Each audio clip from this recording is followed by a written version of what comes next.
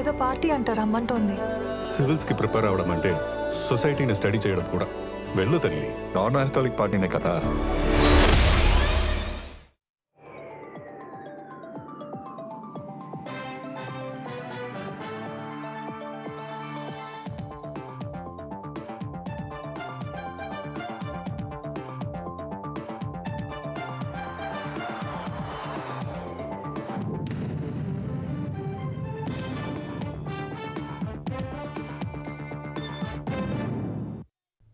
నమస్కారం, ఈటీవీ న్యూస్కు స్వాగతం. ముఖ్యాంశాలు.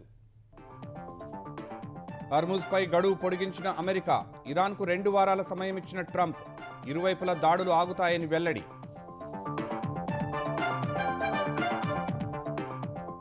కాల్పుల విరమణకు టెహ్రాన్ సమ్మతి, జలమార్గంలో నౌకల రాకపోకలకు అంగీకారం.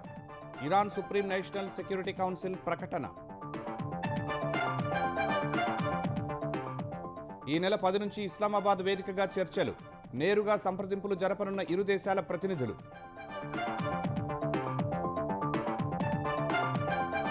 పశ్చిమాసియాలో ఇంకా తగ్గని ఉద్రిక్తతలు, ఇజ్రాయెల్ ఇరాన్ మధ్య కొనసాగిన దాడులు, ఐఆర్జీసీ క్షిపణులను కూల్చేసినట్లు ఐడిఎఫ్ ప్రకటన. మరో 5 లక్షల ఇళ్ల నిర్మాణానికి చంద్రబాబు నిర్ణయం, వేగం పెంచాలని గృహ నిర్మాణ శాఖకు ఆదేశం.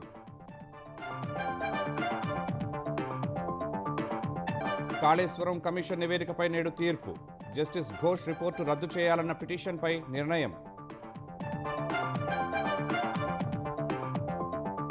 ఫ్యూచర్ సిటీపై తెలంగాణ ప్రభుత్వానికి ఊరట, నిర్మాణ పనులపై స్టే ఇచ్చేందుకు ఎన్జీటీ నిరాకరణ, అనుమతుల తరువాతే పనులు చేస్తామని సర్కార్ హామీ.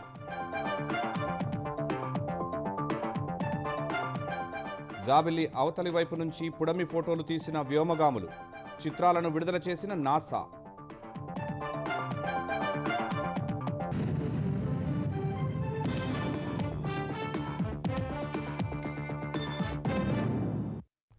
హర్ముజ్ అంశంపై ఇరాన్కు విధించిన గడువును అమెరికా అధ్యక్షుడు ట్రంప్ మరోసారి పొడిగించారు. 2 వారాల పాటు దాడులు చేయబోమని ప్రకటించారు. పాకిస్తాన్ ప్రధాని షహబాజ్ షరీఫ్, ఫీల్డ్ మార్షల్ అసీం మునీర్ విజ్ఞప్తి మేరకు ఈ నిర్ణయం తీసుకున్నట్లు చెప్పారు. హర్ముజ్ జలసంధిని తెరవాలనే షరతుకు లోబడి గడువు పెంచినట్లు ట్రంప్ వెల్లడించారు.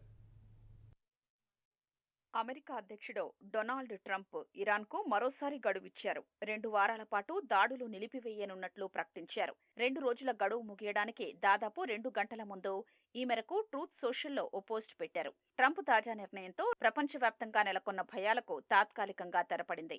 పాకిస్తాన్ ప్రధాని షెహబాజ్ షరీఫ్, ఫీల్డ్ మార్షల్ ఆసిం మునీర్లు తనతో చర్చలు జరిపారని, ఇరాన్పై దాడులు నిలిపివేయాలని తనను కోరారని ట్రంప్ తెలిపారు. అలాగే హర్ముజ్ జలసంధిని పూర్తిగా తక్షణమే సురక్షితంగా తెరవడానికి ఇరాన్ అంగీకరించాలనే షరతుకు లోబడి 2 వారాల పాటు దాడుల్ని నిలిపివేయడానికి అంగీకరించినట్లు ట్రంప్ పేర్కొన్నారు. ఇది ఇరువైపులా వర్తించే కాల్పుల విరమణ అవుతుందని ట్రంప్ తెలిపారు. ఇప్పటికే సైనిక లక్ష్యాల్ని తాము దాదాపు చేరుకోవడం వల్ల కూడా ఈ నిర్ణయం తీసుకోవడానికి మరో కారణమని ట్రంప్ వెల్లడించారు. ఇరాన్ తమకు 10 సూత్రాల ప్రతిపాదనను పంపిందని ట్రంప్ ఈ సందర్భంగా తెలిపారు.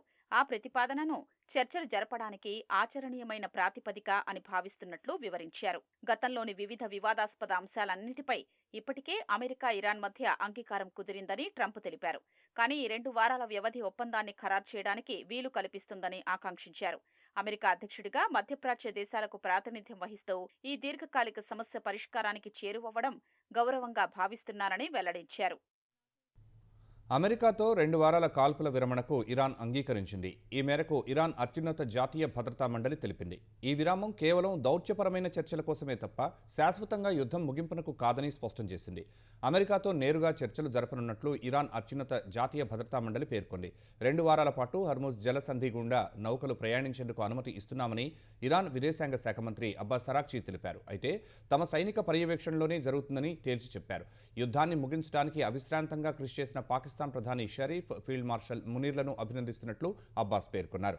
ఇరాన్పై అమెరికా, ఇజ్రాయెల్ దాడులను నిలిపివేస్తే తమ సైన్యం కూడా తమ రక్షణ కార్యకలాపాలను నిలిపివేస్తుందన్నారు. మరోవైపు పాక్ రాజధాని ఇస్లామాబాద్లో వచ్చే శుక్రవారం నుంచి అమెరికా, ఇరాన్ మధ్య చర్చలు ప్రారంభం కానున్నాయి. అమెరికా, ఇరాన్ మధ్య కుదిరిన 2 వారాల కాల్పుల విరమణ ఒప్పందానికి ఇజ్రాయెల్ కూడా అంగీకరించింది.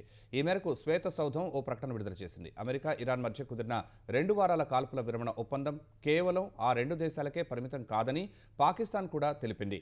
ఈ ఒప్పందం లెబనాన్లో జరుగుతున్న ఇజ్రాయెల్ హెజ్బుల్లా మధ్య పోరాటానికి కూడా వర్తిస్తుందని వివరించింది. ఈ కాల్పుల విరమణ ద్వారా దౌత్యపరమైన చర్చలకు మరింత వెసులుబాటు లభిస్తుందని పేర్కొంది. మొత్తంగా ఈ ఒప్పందం ప్రాంతీయ శాంతికి దోహదపడుతుందని పాకిస్తాన్ ఆశాభావం వ్యక్తం చేసింది.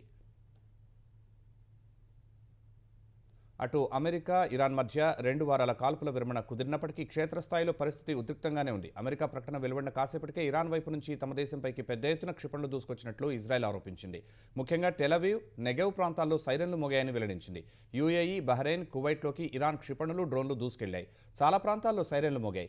చాలా క్షిపణులను రక్షణ వ్యవస్థలు కూల్చివేసినట్లు ఇజ్రాయెల్, గల్ఫ్ దేశాలు ప్రకటించాయి. అంతకుముందు ఇరాన్ నాగరికతను నామరూపాలు లేకుండా చేస్తానన్న అమెరికా అధ్యక్షుడు ట్రంప్ హెచ్చరికపై టెహ్రాన్ తీవ్రంగా స్పందించింది. అమెరికా దాడులు చేస్తే ప్రతిదాడులు చేసేందుకు తమ వద్ద 15,000 క్షిపణులు, 45,000 డ్రోన్లు ఉన్నాయని తెలిపింది. ఇరాన్ పాలకుల పిలుపుతో వేలాది మంది ఇరాన్ ప్రజలు విద్యుత్ కేంద్రాలు, వంతెనల చుట్టూ మానవహారాలుగా ఏర్పడ్డారు. ఒక్క రాత్రిలో ఇరాన్ నాగరికతను అంతం చేస్తానంటూ అమెరికా అధ్యక్షుడు ట్రంప్ బెదిరింపులపై ఇరాన్ తీవ్రంగా స్పందించింది. ఈ విషయాన్ని పాకిస్తాన్కు తెలిపింది. తమ వద్ద ఇంకా 15,000 క్షిపణులు, 45,000 డ్రోన్లు సిద్ధంగా ఉన్నాయని, యుద్ధం తీవ్రమైతే వాటిని కూడా ఉపయోగిస్తామని ఇరాన్ హెచ్చరించినట్లు సమాచారం. ట్రంప్ పొరపాటు చేస్తే సౌదీలోని ఆరామ్కో, యాన్బో రిఫైనరీ, యుఏఈ ఫుజైరా పైప్లైన్పై దాడులు చేస్తామని హెచ్చరించింది. కొన్ని రోజుల్లోనే చమురు ధర $200లకు చేరుతుందని ఇరాన్ తెలిపింది. తనతో పాటు 1,40,00,000 మంది ఇరానియన్లు తమ దేశం కోసం ప్రాణత్యాగం చేసేందుకు సిద్ధంగా ఉన్నారని ఇరాన్ అధ్యక్షుడు పెజిష్కియాన్ ప్రకటించారు. అమెరికా చర్యలకు తమ ప్రతిస్పందన బలంగా ఉంటుందని ఐరాసలోని ఇరాన్ రాయబారి స్పష్టం చేశారు. ట్రంప్ వ్యాఖ్యలు యుద్ధ నేరాల్ని, మారణ హోమాన్ని ప్రేరేపించేలా ఉన్నాయని ఆరోపించారు. ట్రంప్ హెచ్చరిక నేపథ్యంలో అమెరికా దాడుల నుంచి తమ దేశాన్ని రక్షించుకునేందుకు ఇరానియన్లు ముందుకొచ్చారు. మహిళలు, యువకులు, క్రీడాకారులు, కళాకారులు, విద్యార్థులు విద్యుత్ కేంద్రాల వద్ద మానవహారాలుగా ఏర్పడ్డారు. అహవాజ్లోని వైట్ బ్రిడ్జ్, డెజ్ఫుల్లోని చారిత్రాత్మక వంతెనలపై భారీగా చేరుకున్న ఇరాన్ ప్రజలు దేశం కోసం ప్రాణత్యాగానికి సిద్ధమని నినదించారు. గతంలో కూడా పాశ్చాత్య దేశాలతో ఉద్రిక్తతలు పెరిగినప్పుడు ఇరానియన్లు అణు కేంద్రాల చుట్టూ ఇలాగే మానవహారాలుగా ఏర్పడ్డారు. హర్ముజ్ జలసంధిని తిరిగి తెరిచేందుకు ఉద్దేశించిన తీర్మానాన్ని ఐరాస భద్రతా మండలిలో రష్యా, చైనాలు వీటో చేశాయి. ఈ జలమార్గాన్ని తిరిగి తెరవాలని బహ్రెయిన్ ఈ తీర్మానాన్ని ప్రతిపాదించింది. 15 సభ్యదేశాలు కలిగిన భద్రతా మండలిలో భారత్తో సహా 11 దేశాలు తీర్మానానికి అనుకూలంగా ఓటు వేశాయి. 11 ఓట్లు అనుకూలంగా పోల్ కాగా రష్యా, చైనాలు వీటో చేయడంతో తీర్మానం విగిపోయింది. బహ్రెయిన్ ప్రతిపాదించిన తీర్మానం కేవలం ఇరాన్ చర్యలనే తప్పుబడుతోందని, ఉద్రిక్తతలకు కారణమైన అమెరికా, ఇజ్రాయెల్ దాడుల ప్రస్తావన లేదని పేర్కొన్నాయి. కాగా హర్ముజ్ను తెరిచేందుకు సైనిక చర్యను కూడా ఉపయోగించవచ్చనే అర్థం వచ్చేలా తొలుత ఒక తీర్మానాన్ని రూపొందించారు. రష్యా, చైనా, ఫ్రాన్స్ వ్యతిరేకించడంతో కేవలం ఆత్మరక్షణ చర్యలకు మాత్రమే పరిమితం చేస్తూ తుది ముసాయిదా రూపొందించారు. సామూహిక గృహప్రవేశాల కార్యక్రమం ఈ ఏడాది మరోసారి చేపట్టాలని సీఎం చంద్రబాబు నిర్ణయించారు. టిడ్కో ఇళ్లు కాకుండానే మరో 5 లక్షల ఇళ్లు లబ్ధిదారులకు అందించాలని ఆదేశించారు. ప్రభుత్వం ప్రతిష్టాత్మకంగా తీసుకున్న పథకాలు, కార్యక్రమాలను పక్కా ప్రణాళికతో అమలు చేయాలని ఆర్టీజీఎస్ సమీక్షలో సీఎం ఆదేశించారు. లక్ష్య సాధనలో జాప్యానికి తావులేదని తేల్చి చెప్పారు. ఇళ్ల నిర్మాణాన్ని పూర్తి చేసే విషయంలో ఆలస్యం జరగరాదని ముఖ్యమంత్రి చంద్రబాబు స్పష్టం చేశారు. ఇళ్ల స్థలాల పంపిణీ ప్రక్రియను వీలైనంత త్వరగా ప్రారంభించాలని సూచించారు. దాదాపు 2 లక్షల మంది ఇళ్ల స్థలాలు కోరినట్లు సర్వేలో తేలిందని, ఆ దిశగా చర్యలు తీసుకోవాలని అధికారులను ఆదేశించారు. ఆర్టీజీఎస్ కేంద్రం నుంచి వివిధ శాఖల పనితీరును సమీక్షించిన సీఎం వర్షాకాలంలో ఇసుక సరఫరాలో ఇబ్బందులు రాకుండా జాగ్రత్తలు తీసుకోవాలన్నారు. ఇసుక రీచ్ల వద్ద, స్టాక్ యార్డుల వద్ద అధిక ఛార్జీలు వసూలు చేయకుండా నిఘా పెట్టాలని ఆదేశించారు. ప్రభుత్వ పథకాలను ప్రజలకు చేరువ చేయడంతో పాటు సంతృప్తికరంగా సేవలు అందించినప్పుడే మంచి ఫలితాలు వస్తాయని చంద్రబాబు అన్నారు. కాలేజీ విద్యను మరింత పటిష్టంగా తీర్చిదిద్దాలని ఆదేశించారు. ప్రస్తుత కాలానికి తగ్గట్టుగా రీఓరియంటేషన్ చేయాల్సి ఉందన్నారు. యూనివర్సిటీలతో నిత్యం అనుసంధానం కావాలన్నారు. సంప్రదాయ కోర్సులతో పాటు డిమాండ్ ఉన్న వాటిని, కొత్త కరిక్యులాన్ని ప్రవేశపెట్టాలని సీఎం ఆదేశించారు. ఆంధ్ర యూనివర్సిటీతో పాటు మిగిలిన వర్సిటీలు ర్యాంకులను మరింతగా పెంచుకోవాలన్నారు. ఉన్నత విద్యామండలి మరింత చురుగ్గా పనిచేసేలా అధికారులు కృషి చేయాలన్నారు. మధ్యాహ్న భోజన పథకానికి సంబంధించి ఎలాంటి ఫిర్యాదులు, విమర్శలు రాకూడదని స్పష్టం చేశారు. ప్రజలు, యువతలో ఆరోగ్యంపై అవగాహన పెంచేందుకు 5K రన్ వంటి కార్యక్రమాలు చేపట్టాలని శాప్నకు సూచించారు. ఎక్కువ ప్రమాదాలు, మరణాలు సంభవిస్తున్నందున ట్రిపుల్ రైడింగ్ ను నివారించాలన్నారు. నిబంధనలు అమలు చేయటం కంటే ముందు ప్రజలకు అవగాహన కల్పించాలని సీఎం సూచించారు. విద్యుత్ కేబుల్ తీగలు వేలాడటం కారణంగా అగ్ని ప్రమాదాలు జరగకూడదన్నారు. పిడుగుపాటుకు ప్రజల ప్రాణాలు పోకూడదని ముందస్తుగా సందేశాలు పంపుతున్నా అక్కడక్కడా మరణాలు జరగటంపై సీఎం విచారం వ్యక్తం చేశారు. మెసేజ్లు పెట్టడంతో పాటు క్షేత్రస్థాయి సిబ్బందిని అలర్ట్ చేయాలని ఆదేశించారు. ఫలానా టవర్ లొకేషన్ పరిధిలో పిడుగులు పడే ప్రమాదం ఉందని ప్రజలకు తెలియజేయాలని దిశానిర్దేశం చేశారు. అవేర్ 2.0 మొబైల్ యాప్ను సీఎం చంద్రబాబు ఆవిష్కరించారు. తెలంగాణ ప్రభుత్వం ప్రతిష్టాత్మకంగా భావిస్తున్న ఫ్యూచర్ సిటీ పనులపై స్టేకు జాతీయ హరిత ట్రైబ్యునల్ చెన్నై బెంచ్ నిరాకరించింది. ఫ్యూచర్ సిటీ డెవలప్మెంట్ అథారిటీ కేంద్ర ప్రభుత్వానికి నోటీసులు జారీ చేసింది. ఫోర్త్ సిటీ పేరుతో పర్యావరణ అనుమతులు లేకుండా పనులు చేపడుతున్నారంటూ దాఖలైన పిటిషన్పై ఎన్జీటీ జ్యుడిషియల్ సభ్యులు జస్టిస్ పుష్ప సత్యనారాయణ, సాంకేతిక సభ్యులు డాక్టర్ ప్రశాంత్ గార్గావ్లతో కూడిన ధర్మాసనం విచారణ చేపట్టింది. ఎఫ్సీడీఏ ఎలాంటి అనుమతులు తీసుకోకుండానే టెండర్లు పిలుస్తోందని పిటిషనర్ వాదించారు. అందువల్ల పనులు చేపట్టకుండా మధ్యంతర ఉత్తర్వులు ఇవ్వాలని కోరారు. ప్రాజెక్టు ప్రస్తుతం ప్రాథమిక దశలో ఉందని, ఇంకా ఎలాంటి పనులు చేపట్టడం లేదని అదనపు అడ్వకేట్ జనరల్ ఏఏజీ తెలిపారు. చట్ట ప్రకారం తగిన అనుమతులు తీసుకున్నాకే పనులు చేపడతామని చెప్పారు. ఏఏజీ హామీతో ఎలాంటి మధ్యంతర ఉత్తర్వులు అవసరం లేదన్న ట్రైబ్యునల్ తదుపరి విచారణను జూన్ 9వ తేదీకి వాయిదా వేసింది. తెలంగాణ ఆరోగ్య శాఖలో మరో 2322 ఉద్యోగాలను భర్తీ చేయనున్నట్టు వైద్య ఆరోగ్య శాఖ మంత్రి దామోదర రాజనరసింహ ప్రకటించారు. తమ ప్రభుత్వం అధికారంలోకి వచ్చాక ఆరోగ్య శాఖలో 10,327 ఉద్యోగాలు భర్తీ చేసినట్టు చెప్పారు. ఉస్మానియా వైద్య కళాశాల ఆడిటోరియంలో జరిగిన ఓ కార్యక్రమంలో అసిస్టెంట్ ప్రొఫెసర్లు, సివిల్ అసిస్టెంట్ జనరల్ సర్జన్లుగా ఎంపికైన వారికి నియామక పత్రాలను అందించారు. ఆసుపత్రులకు అవసరమైన మానవ వనరులతో పాటు మౌలిక సదుపాయాలు కల్పిస్తామని మంత్రి హామీ ఇచ్చారు. అయితే వైద్యులు కొంతకాలమైనా జిల్లాల్లో పనిచేయాలని మంత్రి సూచించారు. The vacancies will be filled up, particularly in the health and education sector. These are the two dearest issues related to a common family: quality education, protected health.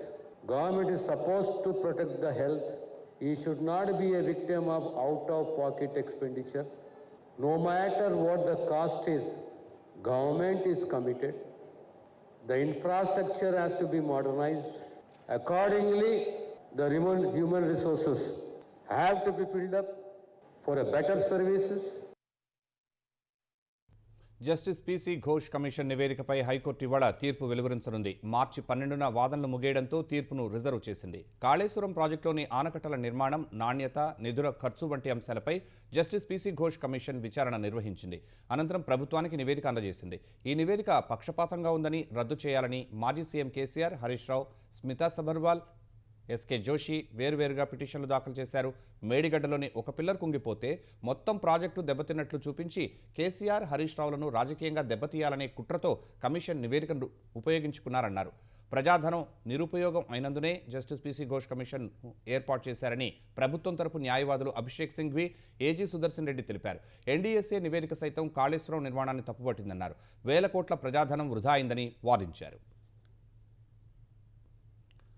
ప్రజలకు ఇబ్బంది కలగకుండా ఎన్ఫోర్స్మెంట్ను బలోపేతం చేసి రవాణా శాఖ ఆదాయం పెంచాలని తెలంగాణ రవాణా శాఖ మంత్రి పొన్నం ప్రభాకర్ అధికారులను ఆదేశించారు. వాహనదారులకు రవాణా సేవలు పారదర్శకంగా అందేలా డీలర్ల వద్ద వాహనాల రిజిస్ట్రేషన్ను అధికారులు నిరంతరం పర్యవేక్షించాలని సూచించారు. సారథి అమలులోకి వచ్చాక 8 నెలల్లో తెలంగాణ దేశంలోనే తొలి స్థానంలో నిలిచిందని మంత్రి పొన్నం హర్షం వ్యక్తం చేశారు. సచివాలయంలో రవాణా శాఖపై సమీక్ష నిర్వహించిన ఆయన రవాణా శాఖ గౌరవం పెరిగేలా అధికారులు పనిచేయాలని సూచించారు. ఆర్టీఓ కార్యాలయాల్లో పెండింగ్ లైసెన్సులు, ఇతర సేవలకు ఇబ్బందులు లేకుండా చూడాలని ఆదేశించారు. రోడ్డు ప్రమాదాలను తగ్గించడానికి రేడియం రిఫ్లెక్టివ్ను ఖచ్చితత్వం చేయాలన్నారు.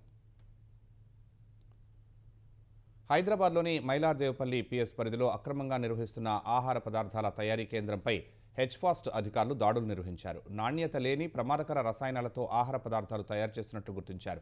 నాణ్యత లేని ఆహార పదార్థాలను, ఇతర సామగ్రిని స్వాధీనం చేసుకున్నారు. అనంతరం గోదాంను సీజ్ చేసి సంబంధిత వ్యక్తులపై కేసు నమోదు చేసినట్లు అధికారులు వెల్లడించారు. నేరడి బ్యారేజీ అంచనాలు సిద్ధం చేయాలని సీఎం చంద్రబాబు ఆదేశించారు. ఏడాదిలోగా ప్రాజెక్టు పూర్తికి చర్యలు చేపట్టాలన్నారు. శ్రీకాకుళం జిల్లా ప్రజాప్రతినిధులతో ఉండవల్లిలోని నివాసంలో ముఖ్యమంత్రి చంద్రబాబు సమావేశమయ్యారు. ఈ సందర్భంగా పలు ప్రతిపాదనలను ప్రజాప్రతినిధులు సీఎం దృష్టికి తీసుకువెళ్లారు. శ్రీకాకుళం జిల్లాలో ఐటీడీఏ ఏర్పాటును పరిశీలిస్తామని సీఎం తెలిపారు. వివిధ ఉద్యమాల సమయంలో ప్రజలపై నమోదైన కేసులు ఎత్తేయాలని అధికారులను ఆదేశించారు. వంశధార లెఫ్ట్ మెయిన్ కెనాల్ ఆధునీకరణకు అంగీకరించారు. మహేంద్ర తనయ ప్రాజెక్టు నిర్మాణ పనులపై చంద్రబాబు ఆరా తీశారు. పనులు వేగంగా జరుగుతున్నాయని, ఈ ఏడాది 2 టీఎంసీల నీటిని నిల్వ చేస్తామని మంత్రి అచ్చెన్నాయుడు వివరించారు. శ్రీకాకుళం జిల్లాలో పార్టీని మరింత బలోపేతం చేయాలని, కొత్తగా ఎన్నికైన ఎమ్మెల్యేలు కంటిన్యూ కావాలనుకుంటే జాగ్రత్తగా పనిచేసుకుంటూ వెళ్లాలని ముఖ్యమంత్రి సూచించారు. ప్రభుత్వం కల్పించిన ప్రతి ఉద్యోగాన్ని ట్రాక్ చేయాలని ఏపీ విద్యాశాఖ మంత్రి నారా లోకేష్ అధికారులను ఆదేశించారు. 20 లక్షల ఉద్యోగాల కల్పనపై ఏర్పాటైన మంత్రుల ఉపసంఘ సమావేశంలో పాల్గొన్న ఆయన ఇప్పటివరకు 6.25 లక్షల ఉద్యోగాలు కల్పించినట్లు తెలిపారు. 20 లక్షల ఉద్యోగాల కల్పనకు తీసుకుంటున్న చర్యలను పవర్ పాయింట్ ప్రజెంటేషన్ ద్వారా వివరించారు. యువతకు ఉద్యోగ ఉపాధి అవకాశాల కల్పనే లక్ష్యంగా పనిచేయాలని మంత్రి లోకేష్ సూచించారు. నైపుణ్యం పోర్టల్ మాదిరిగా ప్రతి ఒక్క ఉద్యోగాన్ని ఆధార్తో ట్రాక్ చేయాలని ఆదేశించారు. తమ దృష్టిలో చిన్న పరిశ్రమలు, పెద్ద పెట్టుబడులు రెండూ సమానమే అన్నారు. పరిశ్రమల స్థాపన అనుమతులు సింగపూర్, దుబాయ్ కంటే సులభంగా ఉండాలన్నారు. పరిశ్రమలకు అవసరమైన అన్ని అనుమతులు ఎన్ఓసీల మ్యాపింగ్ చేయడం ద్వారా వాటి స్థితి, గడువును ట్రాకింగ్ చేసే వ్యవస్థను అభివృద్ధి చేయాలని లోకేష్ ఆదేశించారు. ప్రభుత్వంతో ఒప్పందాలు చేసుకున్న 787 కంపెనీలను ట్రాక్ చేస్తామన్నారు. పర్యావరణ పరిరక్షణే లక్ష్యంగా రాజధాని ప్రాజెక్టులకు రూపకల్పన చేస్తున్నట్లు అమరావతి అభివృద్ధి సంస్థ chairperson, managing director ADC CMD Lakshmi Parthasarathi తెలిపారు. ఈ మేరకు అమరావతిలో పర్యటించిన ప్రపంచ బ్యాంక్ బృందానికి వివరించారు. అమరావతిలో చేపడుతున్న gravity canal, Neerukonda, Penumaka, translocation ప్రదేశాలను ప్రపంచ బ్యాంకు ప్రతినిధులు సందర్శించారు. 7.8 కిలోమీటర్ల మేర నిర్మిస్తున్న గ్రావిటీ కెనాల్ను పర్యాటకంగా అభివృద్ధి చేస్తున్నట్లు ఏడీసీ సీఎండీ వివరించారు. ప్రపంచ ప్రఖ్యాత నిపుణుల ఆలోచనలతో గ్రావిటీ కెనాల్ పరివాహక ప్రాంతాన్ని అవెన్యూ ప్లాంటేషన్, బోటింగ్తో ఎకో టూరిజాన్ని అభివృద్ధి చేస్తున్నామని చెప్పారు. అనంతవరంలోని ఏడీసీ ట్రాన్స్లొకేషన్ నర్సరీని ప్రపంచ బ్యాంకు బృందం సందర్శించింది. 190 ఎకరాల్లో పెనుమాక రిజర్వాయర్ను నిర్మిస్తున్నట్టు ఏడీసీ సీఎండీ తెలిపారు. ఉండవల్లిలోని కొండవీటి వాగు ఫ్లడ్ పంపింగ్ స్టేషన్ను సందర్శించిన ప్రపంచ బ్యాంకు బృందానికి వరద నీటి ఎత్తిపోతల గురించి వివరించారు. ఆంధ్రప్రదేశ్లో స్థానిక సంస్థలు, గ్రామ పంచాయతీ ఎన్నికలు సాధ్యమైనంత త్వరగా నిర్వహించాలని ప్రభుత్వం భావిస్తోందని అడ్వకేట్ జనరల్ దమ్మాలపాటి శ్రీనివాసరావు హైకోర్టుకు తెలిపారు. రాష్ట్ర ఎన్నికల కమిషనర్ను వారం రోజుల్లో నియమించే అవకాశం ఉందన్నారు. ప్రణాళిక శాఖ చేపట్టిన బీసీ జనాభా లెక్కింపు చివరి దశకు చేరిందన్నారు. బీసీ రిజర్వేషన్లను ఖరారు చేసేందుకు ప్రభుత్వం రాజీవ్ రంజన్ మిశ్రా కమిషన్ ఏర్పాటు చేసిందని ఏజీ తెలిపారు. గ్రామ పంచాయతీల కాలపరిమితి ముగియడంతో ప్రత్యేక అధికారుల పాలన కొనసాగుతోందని వెల్లడించారు. పూర్తి వివరాలు సమర్పించేందుకు సమయం కోరడంతో విచారణను ఈ నెల 16కు హైకోర్టు వాయిదా వేసింది. పల్నాడు జిల్లా మాచలలో మహిళా ఉద్యోగి అత్యాచారం కేసులో పోలీసులు పురోగతి సాధించారు. నిందితుడిని రాజుపాలెంకు చెందిన శ్రీనివాస్ను అదుపులోకి తీసుకుని విచారిస్తున్నారు. బాధితురాలితో నిందితుడికి గతంలోనే పరిచయం ఉన్నట్లు, వారి మధ్య వివాహేతర సంబంధం కొనసాగుతున్నట్లు నిర్ధారణకు పోలీసులు వచ్చారు. సీసీటీవీ ఫుటేజ్ ద్వారా ప్రీడే అత్యాచారానికి పాల్పడినట్టు ఆధారాలు సేకరించారు. ఇద్దరి మధ్య అభిప్రాయ భేదాలు, అనుమానంతో నిందితుడు ఈ దారుణానికి ఒడిగట్టాడనే కోణంలో పోలీసులు విచారిస్తున్నారు. ఈ నెల 2వ తేదీన మాచలలోని ఇంట్లో ఒంటరిగా ఉన్న ప్రభుత్వ మహిళా ఉద్యోగిపై నిందితుడు అత్యంత కిరాతకంగా అత్యాచారానికి పాల్పడ్డాడు. అనంతరం ఆమె కాళ్ళు, చేతులు కట్టేసి నోట్లో దుస్తులు కుక్కి అక్కడి నుంచి పరారయ్యాడు. నంద్యాల జిల్లాలో మద్యం తాగి విధులకు హాజరైన పంచాయతీ కార్యదర్శి విజయభాస్కర్ రెడ్డిపై సస్పెన్షన్ వేటు పడింది. కలెక్టర్ రాజకుమారి సంబంధిత సచివాలయాన్ని ఆకస్మిక తనిఖీ చేశారు. మద్యం తాగి వచ్చిన పంచాయతీ కార్యదర్శి విజయభాస్కర్ రెడ్డిని కలెక్టర్ రాజకుమారి గమనించారు. పోలీసులతో బ్రీత్ అనలైజర్ చేయించారు. ఈ పరీక్షలో మద్యం ఆనవాళ్లు ఉండటంతో కలెక్టర్ అతన్ని సస్పెండ్ చేస్తూ ఉత్తర్వులు జారీ చేశారు. ఆంధ్రప్రదేశ్లో నేడు కొన్ని చోట్ల పిడుగులతో కూడిన వర్షాలు పడే ప్రమాదం ఉందని విపత్తుల నిర్వహణ సంస్థ సూచించింది. కొన్ని జిల్లాల్లో ఎండ తీవ్రత చూపే అవకాశం ఉన్నట్లు ఎస్డీఎంఏ ఎండీ ప్రఖర్ జైన్ తెలిపారు. విభిన్న వాతావరణ పరిస్థితులు కొనసాగుతున్న తరుణంలో ప్రజలు అప్రమత్తంగా ఉండాలని సూచించారు. తెలంగాణ, రాయలసీమ, తమిళనాడు ప్రాంతాలపై ఉన్న ఉపరితల ఆవర్తనం మీదుగా మన్నార్ గల్ఫ్ వరకు ద్రోణి విస్తరించి ఉందని ప్రఖర్ జైన్ పేర్కొన్నారు. వీటి ప్రభావంతో రాష్ట్రంలోని కొన్ని ప్రాంతాల్లో పిడుగులతో కూడిన వర్షాలు కురిసే అవకాశం ఉందని వెల్లడించారు. చంద్రుని అవతలి వైపు నుంచి ఆర్టిమిస్ 2 వ్యోమగాములు తీసిన భూమి ఫోటోలను నాసా విడుదల చేసింది. జాబిల్లి ప్రదక్షిణ అనంతరం తిరుగు ప్రయాణంలో మిషన్ కమాండర్ రీడ్ వైస్మ్యాన్ ఈ ఫోటోలు తీశారు. జాబిల్లి చాటు నుంచి తీసిన ఈ ఫోటోల్లో భూమి నీలిరంగులో అర్ధచంద్రాకారంలో ఉంది. ఈ ఫోటోలు మంత్రముగ్ధులను చేస్తున్నాయి. సముద్రాలు, మేఘాలు ఈ చిత్రాల్లో దర్శనమిచ్చాయి. వైట్ హౌస్ సైతం ఈ చిత్రాలను పంచుకుంది. జాబిల్లి అవతలి వైపు నుంచి మనిషి తీసిన భూమి తొలి ఫోటో ఇది అని పేర్కొంది. వీటితో పాటు వ్యోమగాములు చంద్రుని అవతల నుంచి వీక్షించిన సంపూర్ణ సూర్యగ్రహణం చిత్రాన్ని సైతం నాసా పంచుకుంది. ప్రస్తుతం వ్యోమగాములు భూమి దిశగా వేగంగా దూసుకొస్తున్నారు. శుక్రవారం పసిఫిక్ సముద్రంలో ఓరియన్ క్యాప్సుల్ స్ప్లాష్ డౌన్ కానుంది. పశ్చిమ బంగాల్లో ఎస్ఐఆర్ తర్వాత 91 లక్షల మంది పేర్లను తొలగించడం తీవ్ర చర్చనీయాంశంగా మారింది. ముస్లింలు ఎక్కువగా ఉండే ముర్షిదాబాద్, మాల్దా జిల్లాలతో పాటు మతువా, రాజ్బంచి సామాజిక వర్గాలు అధికంగా ఉండే నదియా, ఉత్తర 24 పరగణాల్లో లక్షలాది మంది పేర్లను తొలగించారు. న్యాయ పరిశీలనలో ఉన్న 60 లక్షల మందిలో సుమారు 27.16 లక్షల మందిని అనర్హులుగా ప్రకటించారు. దీనిపై సీఎం మమతా బెనర్జీ తీవ్రంగా స్పందించారు. మటువాలు, రాజ్బంషీలు, మైనార్టీల పట్ల ఈసీ వివక్షపూరితంగా వ్యవహరించిందని మండిపడ్డారు. మైనార్టీల పేర్లను ఉద్దేశపూర్వకంగా తొలగిస్తున్నారని, బాధితులకు న్యాయ సాయం అందిస్తామని హామీ ఇచ్చారు. అధికారం కోసం అర్హులైన ఓటర్లను తొలగించారని కాంగ్రెస్ చీఫ్ మల్లికార్జున ఖర్గే మండిపడ్డారు. టీఎంసీ, కాంగ్రెస్లు చేసిన ఆరోపణలను ఖండించిన బంగాల్ బీజేపీ బంగ్లా ముస్లింలకు బెంగాల్లో చోటు లేదని పేర్కొంది. అందుకే ఓటర్ జాబితాను ఈసీ ప్రక్షాళన చేసినట్లు ఆ పార్టీ నేత సువేందు అధికారి తెలిపారు.